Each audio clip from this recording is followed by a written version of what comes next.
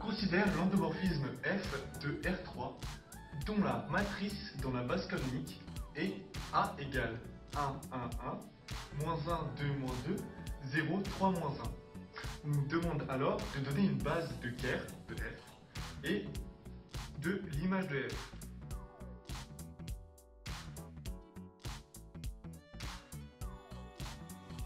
Pour cet exercice, on nous demande de trouver une base de Kerr de F. Kerr de F, c'est l'ensemble des x appartenant à E, qui est notre ensemble de départ, ici R3, où f de x est égal à 0. Afin de trouver la base, il faut résoudre le système suivant. Notre matrice A, ici présente, avec les inconnus, est égale à 0. On obtient donc le système suivant que nous allons chercher à résoudre. Au premier abord, ce que nous pouvons remarquer, c'est qu'ici, le 3y et le moins z égale 0 semblent isolés, n'ont pas le x. Nous allons donc prendre ceci afin de déterminer y en fonction de z. Ici, on a y est égal à z divisé par 3. Ici, nous allons donc remplacer le y par z divisé par 3.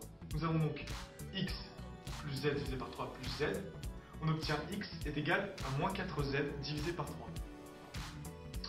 Au final, nous avons base de Kerr est égale à moins 4 tiers, 1 tiers et 1. On va donc maintenant multiplier par 3 afin d'enlever la division. Nous obtenons donc moins 4, 1, 3, qui est une base de Kerr.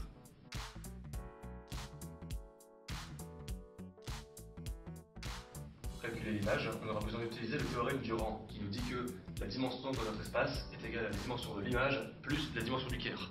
Ici, on est dans R3, donc la dimension est 3. La dimension du Kerr, on va trouver une base, donc cette dimension est 1.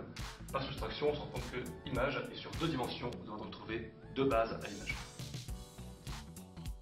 On exprime donc ici l'image de f avec cette famille de 3 vecteurs qui sont en fait la matrice A, sauf qu'on sait que l'image de f est de dimension 2. Donc on sait que cette famille est génératrice, mais forcément liée. Donc ce qu'on va faire, c'est qu'on va essayer de créer une sous-famille de 2 vecteurs non collinéaires. Donc moi j'ai pris U, celui-ci, V, celui-ci. On sait qu'ils ne sont pas collinéaires parce qu'on a un 0 représentant U et pas présent en V.